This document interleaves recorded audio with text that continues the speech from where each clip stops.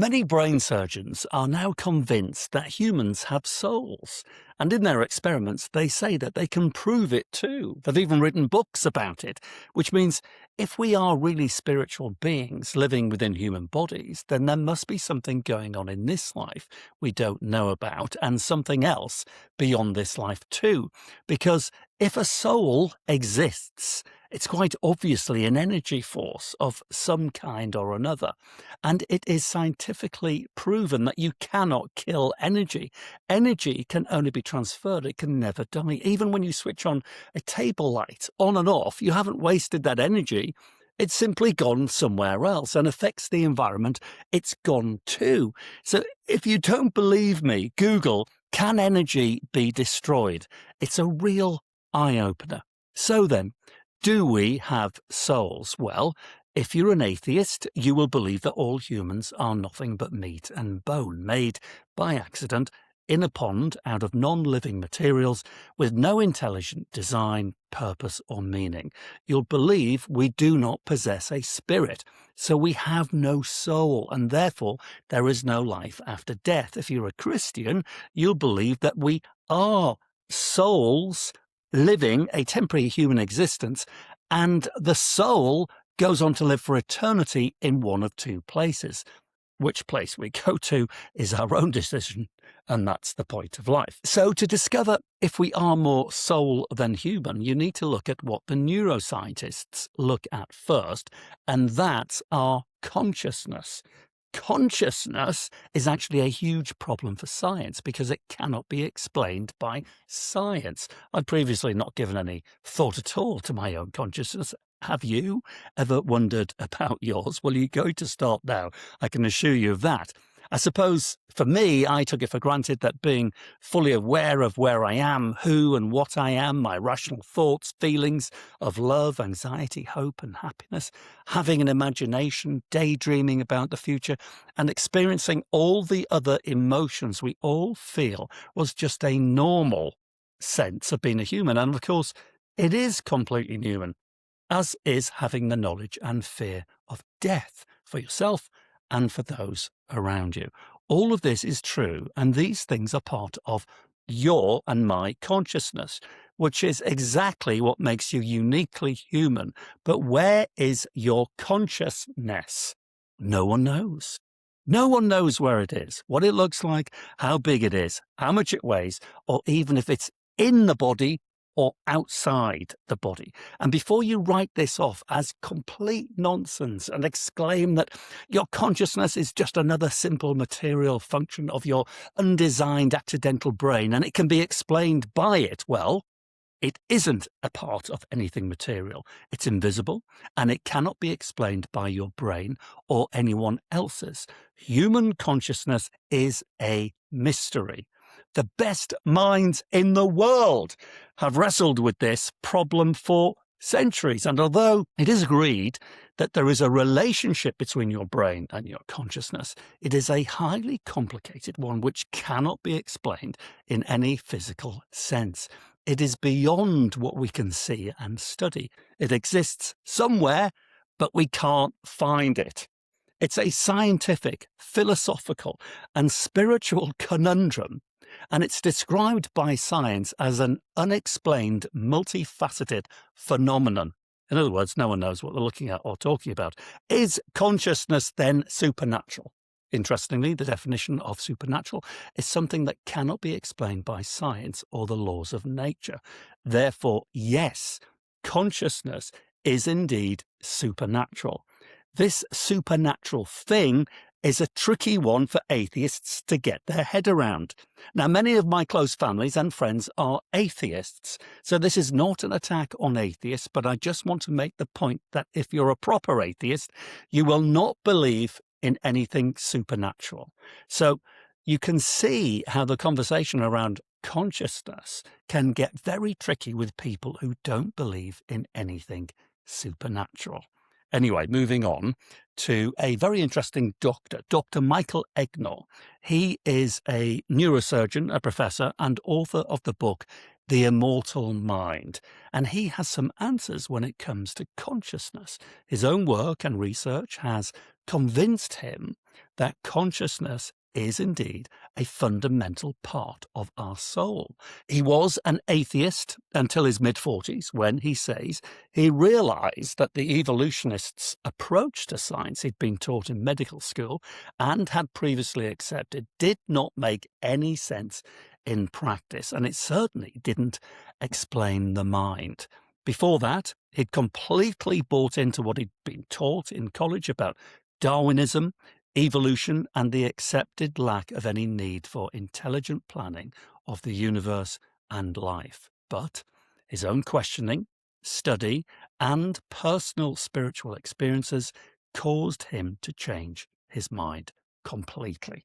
He became the exact opposite of his old atheist self. He became a practicing Christian.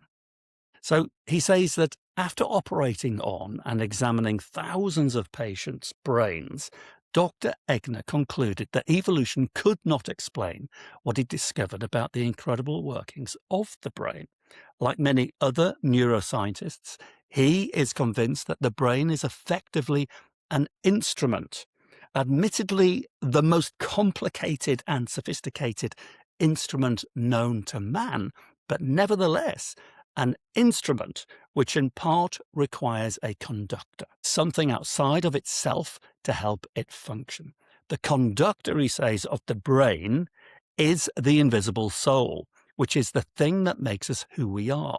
The materials, the neurons, the chemicals, and the nerves of the brain do not fully define us, but they are a fundamental part of the machinery and the circuit board, if you like, of the mind. He says that the spirit, the soul of the person, is something completely different from the brain. They're connected, yes, but the soul is a non-physical entity that interacts with the brain and has control over parts of it. You've got to get his book. It's very good. In his book, he offers many proofs for this theory, all from first-hand experience as a brain surgeon, along with research from other neurosurgeons. So over a period of 30 years of neuroscience, he examined why the brain has the ability to function perfectly well when it has large parts of it taken away after tumour surgery, for example, and even when it is literally cut in half after split brain surgery. Oddly, you really can split the brain, cleave it in two without killing the patient. You see, the left and right sides of the brain have their own distinct functions. They work independently from one another as well as together by sharing information and jointly and instantaneously calculating and implementing vital functions. Seeing a piece of fruit on a table and being able to describe it verbally at exactly the same time is an example. One side of the brain sees it, the other side verbally describes it. But both sides of the brain need to communicate for this to happen. And interestingly, the left brain operates the right side of the body and the right side of the brain operates the left-hand side. If you imagine, if you cut a computer in half, you'd expect that once it was severed and separated into two, all sorts of problems and breakdowns would ensue. But this is not the case with the brain. There seems to be what can only be described as some sort of Wi-Fi connection in the body which bridges the two separate sides of the brain. So let me explain. The split brain operation occurs when epilepsy patients have the two hemispheres of the brain surgically separated during a procedure correctly called, I'll try and get this right, a corpus callostomy. Once the surgery is complete and the brain is cut in two, with no connecting fibers, veins, nerves, or anything, there is no material connection and therefore no transmission between the two separated halves of the brain. This means epilepsy seizures cannot physically pass from one hemisphere of the brain to the other. So containing seizures in one side of the brain significantly reduces the severity and the frequency of seizures and prevents them from affecting the entire brain and muscles on both sides of the body. So if epileptic seizures cannot pass from one side of the brain to the other, then neither can any messages or signals. So with all communication disconnected, you would naturally expect that sight, hearing, sensations, the power of speech, the nervous system, and muscle movement in the whole body would be devastated by the brain being cleaved in two. Thousands of split brain operations have proved that even though the seizures are blocked from physically moving across from one side to the other, the two sections of brain somehow continue to communicate, and they share vitally important information required to live a normal life, just as they did before the operation. It's mind-boggling. There is no explanation for this from the evolutionists, and it doesn't fit in with any evolution theory either. Evolution is all about the physical. There is no physical reason why the brain should still function normally after it's been cut in two. Whatever is making the connection between the two severed sides of the brain is invisible, just as Wi-Fi is invisible bouncing around the walls of your home. So Dr. Michael Egnor and others explain this phenomenon as being a product of the invisible soul. The soul being the conductor of the brain and the thing that acts as a bridge when necessary between the two sides of the dissected brain, just like an internet connection. Similar phenomena happen when horrifically damaged brains, which were believed to have no function at all, were discovered to be able to communicate with neurosurgeons through MRI scanning experiments. In Dr. Egnor's book, there is the case of one of his patients who was born with only half a brain. The patient was not only able to survive, but went on to live a fulfilled, normal existence. This goes against all the textbooks. According to medical teachings and evolutionary understanding, the patient should not have survived, let alone function and lead a full and very interesting life. The brain, then, even though it is the most complex machine we know, occasionally needs a little guidance and help from what Dr. Egnor is certain is the immortal soul. The soul, he says, is the thing that gives us free will, a mind, abstract thoughts, morals, conscience, imagination, and consciousness.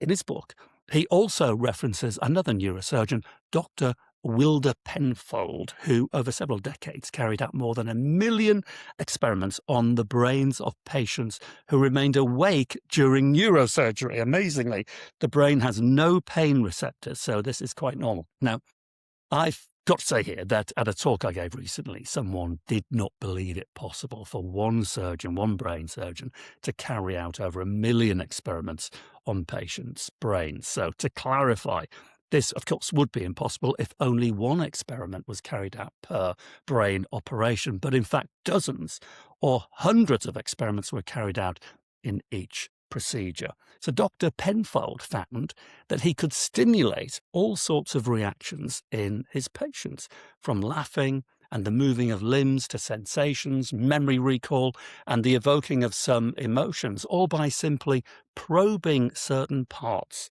of the brain. The patients were aware of and involved in the experiments, and they always knew when a movement, a memory, or a feeling was stimulated by Dr. Penfold, or when they were acting on their own, when they were responsible for their own brain function. And in all his experiments, Dr. Penfold could not stimulate in the patient any abstract thought, imagination, the ability to perform complex calculations, or crucially, free will. These and other abilities are believed to be controlled by the invisible soul, not the physical brain. And he said, quote, "After years of studying the brain, I still cannot tell you how it causes consciousness, because it doesn't." He concluded that the mind, the soul, acts independently of the brain in the same way that you act independently from your computer. The brain is the cleverly designed computer, and the soul is the operator of the brain, like you are the operator of your computer. Nobel Prize-winning neurophysiologist Sir John Eccles agreed. He said that in his research, it led him to the conclusion that we have a non-material mind, a spiritual self that interacts with the brain. This mind or soul is connected to consciousness, which makes you who you are. It forms part of your personality and character, which might be described as your spirit, the very essence of you that people know you by and recognize you for. So here's a question for you. Have you ever met two people with exactly the same spirit? You definitely haven't. And I certainly haven't either, because each person is unique in the way that their consciousness, their mind, and their soul behaves and connects and interacts with others. Now, atheists, I must point out, agree that consciousness exists, but they reject the soul. They cannot explain consciousness by any logic, but they still insist it is not spiritual, but that it must be something to do with evolution and haphazard chemical reactions going on in the brain. But if the brain, though, really is just a mass of muscle experiencing random chemical reactions, something which grew itself by accident with no intelligent design or guidance, then how can anyone actually rely on their brain to be trustworthy and sensible? It's like relying on a computer. Imagine this, relying on a computer that you know was made by accident on its own, outside in the elements, made from mud, water, chemicals, and rocks, with no intelligence or design.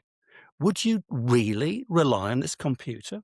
Would you think that it would be accurate and trustworthy with your private information, your work, photographs, and bank details?